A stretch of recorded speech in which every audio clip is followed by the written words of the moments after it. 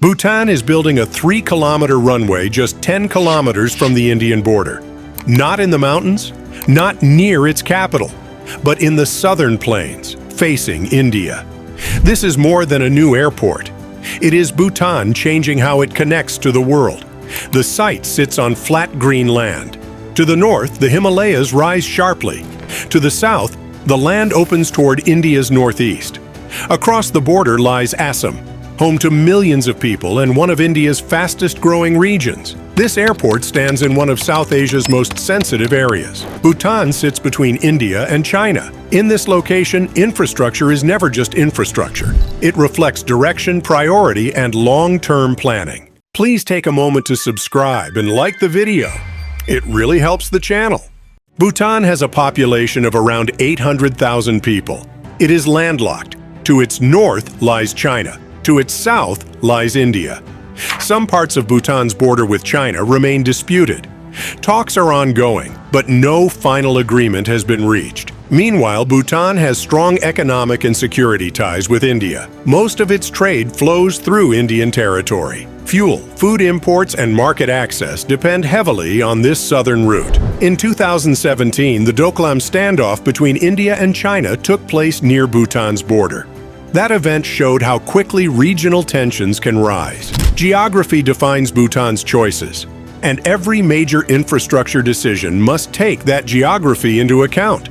So why build the country's largest airport in the south? For decades, Bhutan has relied on a single international airport, Paro. Paro Airport sits more than 2,200 meters above sea level. It is surrounded by steep mountains. The runway measures about 2,200 meters in length. Only specially trained pilots can land there. Aircraft must approach visually, navigating between mountain peaks before touching down. It is one of the most dramatic landings in aviation. But the drama comes at a cost. At high altitude, aircraft engines generate less power because the air is thinner. Lift decreases. Takeoff distances increase. Larger wide-body aircraft face strict limitations. Weather conditions can shut down operations. Expansion is extremely difficult inside a narrow valley. Paro connects Bhutan to the world, but it also restricts growth. Gelephu changes the equation entirely. The new airport will sit at roughly 250 meters above sea level. The terrain is flat. Open land surrounds the site. Plans show a runway longer than 3,000 meters. That is long enough to handle Code E aircraft, including wide-body jets such as the Boeing 787 and Airbus A350. An advanced instrument landing system will allow aircraft to land in low-visibility conditions.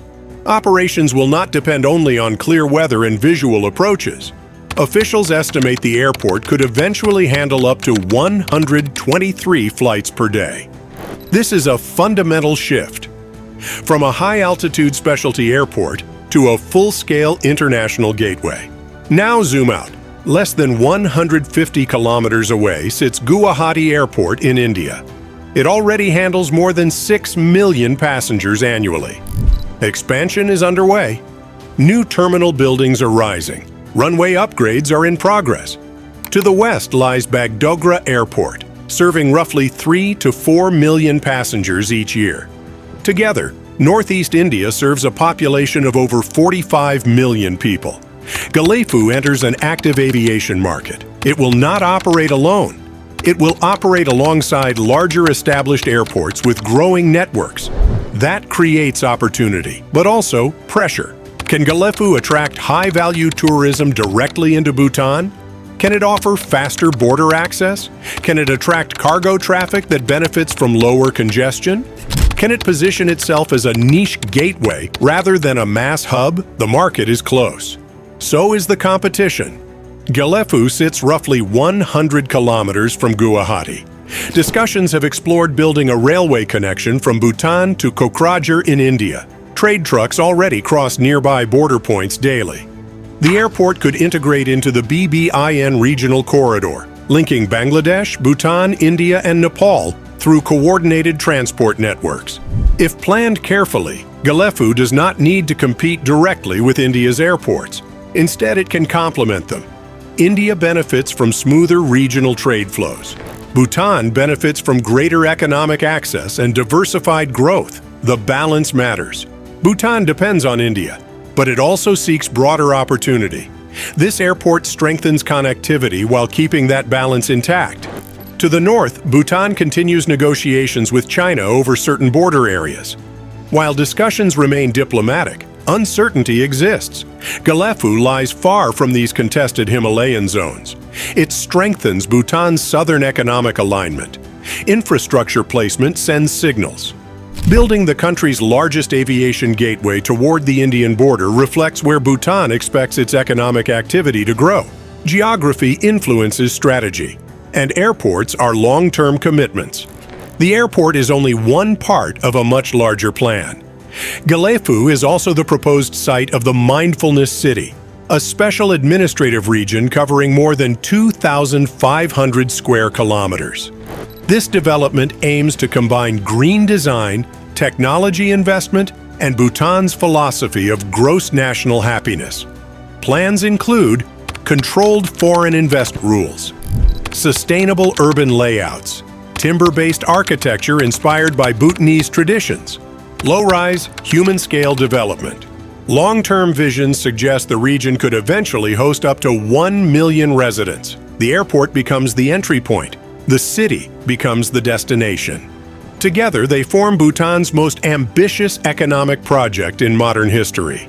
Bhutan's domestic population is under 1 million people. At full development, Gelephu Airport aims to handle up to 5.5 million passengers annually. To reach that level, tourism must expand significantly. Regional connectivity must improve. Airlines must commit aircraft.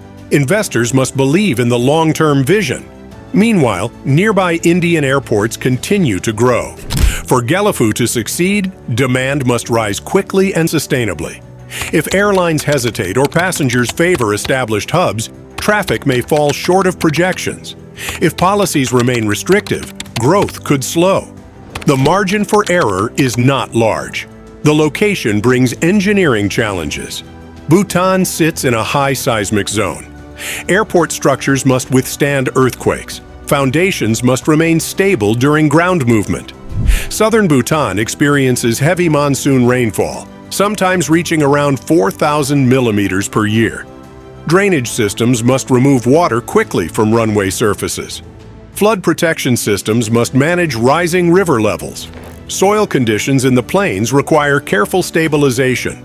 Designers also plan to use timber elements inspired by traditional Bhutanese architecture.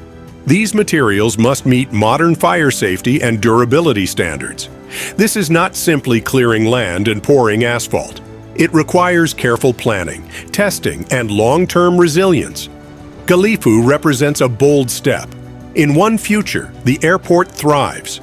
Airlines open new international routes. Investment flows into Mindfulness City. Tourism increases. Cross-border trade strengthens. Bhutan establishes a new economic engine in its southern plains. In another future, passenger numbers struggle to meet targets. Regional competition limits growth. Expansion phases move more slowly than planned. Infrastructure always carries risk. But it also shapes possibility. Bhutan understands its geography. It understands its alliances, and it understands the scale of this decision. In South Asia's changing landscape, this runway is more than concrete. It is a long-term bet on connection, access, and positioning, and its impact may reach far beyond the border where it now takes shape.